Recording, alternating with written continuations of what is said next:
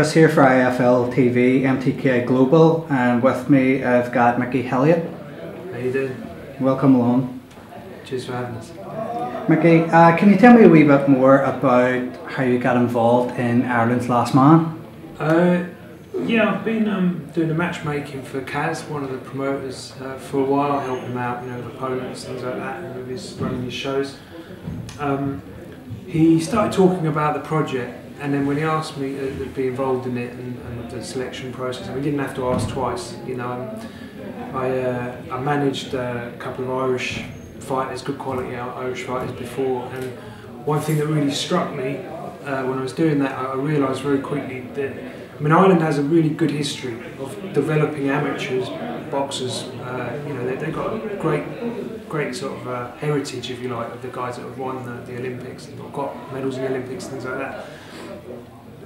For example, Andrew Murray, who I managed in the pros, I realised very quickly there's a massive shortage of opportunities here for the fighters. And when Kaz was talking about this, I thought, that's exactly what Ireland needs. Actually, it's what boxing needs, because it's something that's going to get people watching it. I mean, even someone that's not a boxing fan can watch the tournament format and fall in love with it very quickly, because there's a storyline. You can watch it all in one go, one bite-sized chunk, if you like. And the main sponsors that boxing, needs to attract is bookmaking, and the tournament format is perfect for that. They can all bet and works for the bookies. So I think it's when you look at the prize fighter in the UK that Matchroom did, worked very successfully for a long period, and I think we could probably see the same with this, hopefully. You talked a lot about the advantages there. How big do you actually think this could be for Irish boxing and the Irish boxing scene on the whole? I think it's massive. I think it's massive because the problem seems to be in Ireland, lack of television. We've seen like sporadic little bursts. RTE were covering when I was managing Andy, but it's a big problem, and it puts Irish fighters at a disadvantage, because when you go to negotiate a big fight, this guy's going to fight a guy from France. Well, French TV will chip in. What have we got from Ireland? Maybe we can chop that.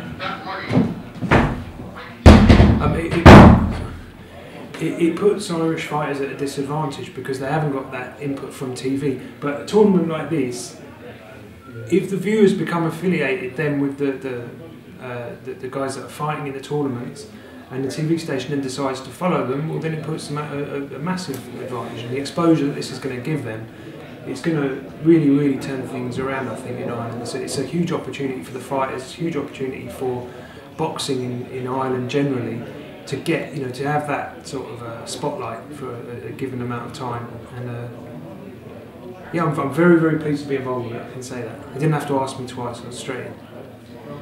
Okay, in terms of it being a catchweight of in the round middleweight, who would you be hoping to see on the tournament of the active boxers, and who do you think out of those boxers would make it exciting? Right, I'm involved in the selection process, so I'm not actually allowed to disclose any of that. I've actually chosen, if you like, I've purposely ignored anything from sort of welterweight up to light heavy. I've just shut it out. Anyone starts talking to me, I'm straight away, look, just send an email in with the details. And because I don't want to be swung, and I have a lot of friendships in Ireland, in boxing in Ireland. I want to do the job right. I want to get it, as close to perfect as I can. So I don't want to be influenced by who I'm friends with, who I'm not. I'd say everyone, right, send an email in. At the end of it, the list is getting longer every day. The fighters that want to be in it. We've got fighters that haven't boxed for a while that want to come back. We've got guys that are sort of Irish but not, as far as I'm aware, been boxing in Ireland, they're like American Ireland. So we're just going to get the whole list, we'll go for everyone, and the fighters that fit the remit that the broadcaster gives us, that's who we'll be going with. You're talking about the Irish scene of boxing, not just locally to the Isle, but across in America, across in the UK as well. But what do you make of Irish boxing in particular, the likes of Carl Frampton fighting away in America for a few years and now coming back to fight in Belfast under Frank Warren? I think boxing seems like it's really buzzing here. Frampton, perfect example, a guy that sort of seems to bring everybody from all over Ireland, together and get behind him. I felt a bit sorry for him the other week because I thought he had a hard fight. I mean, I didn't think the knockdown was genuine. But you've got to understand, he's had one trainer from the start of his career, and this is his first fight with a new trainer. Of course, they're going to have teething problems. It's impossible for it to run smoothly. I actually thought the fact that the guy would come to fight, I thought that would play into his hands, because I thought, you know, that guy's not really got the strength and the work rate to go with Carl. But you know, Carl, you could see he was actually feeling his way into it. I mean, he looked very good early on. But then, you know, he needs probably 2 or 3 fights with Jamie Wall, you know, his new trainer, to get it right, and probably a big learning curve for them at the moment. Well, we're looking at the emergence of Ryan Burnett, 2-time world champion at the moment in Belfast. Yeah. Based in Manchester for a lot of his career, with Adam Booth as his coach. Do you see him being the successor to Frampton in terms of taking the mantle of Irish boxing to the next level? Yeah, I was working with Ricky Hatton when he was with Ryan. I mean, immediately I saw him, I thought, wow, that one, of the whole group, there was a load of them, all good kids. He's special. He's one of them kids, you know, I mean, he's now with Adam, he was with Rick. I think whoever, even if he trained himself now, you know, you can see he is a special kid. I'm not advising him to train himself, I'm just saying he's like one of them boxers that he's just got so many qualities.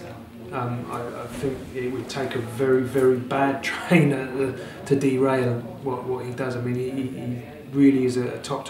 I still call him a prospect at the moment. He's on the way up. He's improving. He's getting better. But I think, yeah, he's probably the front runner, if you like, for who's going to be the next standard bearer when Carl sort of eventually moves on. Talking about Manchester once again, another boxer based over there is Tyson Fury. What is your view upon Tyson getting back into the ring, and do you think he will be as good as what he was previous? Do you know what, it will depend how well he readjusts, because we keep seeing these pictures of him, he's massively. Do you know what, little fact for you, interesting fact, I made his first ever pro fight, Tyson Fury. I actually got slaughtered for it because it was a mismatch, but the thing is, we needed him to win and look good, and if he hadn't have done, it would have sort of reflected badly on me. So we brought a guy in, Tyson absolutely smashed him in a round, and I think now, okay, back to your question, me personally, as a boxing manager who likes to develop boxers and get them right, from that just purely boxing point of view, I would like him to have 2 or 3 run-outs before he goes into anything like massive, like an AJ fight or Wilder or whoever would be like the kingpin at that time. Knowing boxing as it is, the boxers have to eventually take a choice between that route or that route, and when that route is 20 times the money of that route, quite often they want to go that way because of the rough ride he's had with, you know, don't need to go into it, but the different sort of problems that he's had the last couple of years. I'm not a believer that people can just like take years out, get out of shape and come right back in at top level. And I'd hate it if he lost a fight and everyone was sort of afterwards, he could have won that, but he took it too early. So look, up to him, he's his own man. You know, they'll do. He's got good people around him. I'm sure they'll make sure. Do you believe that David Price would be a good step-in opponent to lead to that stepping stone of a world title once again? I think so. I mean, David Price can punch. That's a risk, but you know, look, he's right at the time. I mean, you've got to say, David Price. He's been exposed several times. He's probably at the tail. I mean, his confidence must be destroyed by what he's been through. So he would fit the remit from that. The only thing is he can punch. He can definitely punch, and that's a risk. But heavyweight boxing, you know, they can all bang a little bit. Your views on the fight of David Hay and Tony Bellew being cancelled due to muscle tear? My view of it, yeah. Well, he's injured, he can't fight, that's it. I mean, I think David is difficult because he again, probably now, well, definitely at the tail end of his career, it's about money, he will want to earn, he'll be devastated at that. I mean, that's a terrible disappointment to Bellew as well, but Bellew can go on and earn. David, what's he going to do now? I mean, I guess he has to decide is, you know, I mean, I think if he does box, is he going to be able to go through a whole training camp and do 12 rounds without getting injured? Yeah, I mean, you'd say probably on the form book, unlikely that he can. The thing is, I would imagine financially, from a business point of view, that's very appealing to go on. So I fully expect him to fight again. I think that people want to see him fight Bellew, and they'll want to see it go on. But I mean, I would heavily favour Bellew. I thought Bellew looked like he was boxing at a more comfortable pace throughout the first time, and then when he upped it, Hay seemed to come apart. So in a rematch, there'd be even more wear and tear on Hay and his joints and shoulders and elbows and everything now, and I think I'd favour Bellew even more to beat him the second time around. We've got Gary Spike O'Sullivan in the building today. How do you see his fight going? So what you said? Gary Spike O'Sullivan. Oh yeah, okay, my old friend Spike, yeah. We've got Gary fighting over in Laval in Quebec as a chief support to the Billy Joe Saunders and David Lumigno fight. How do you think that will go? Who's he boxing? Yeah, Gary will be up against Antoine Douglas, an upcoming American who's just been currently signed to Golden Boy Promotions. Okay. Yeah, well, he's got a very live chance there. I mean,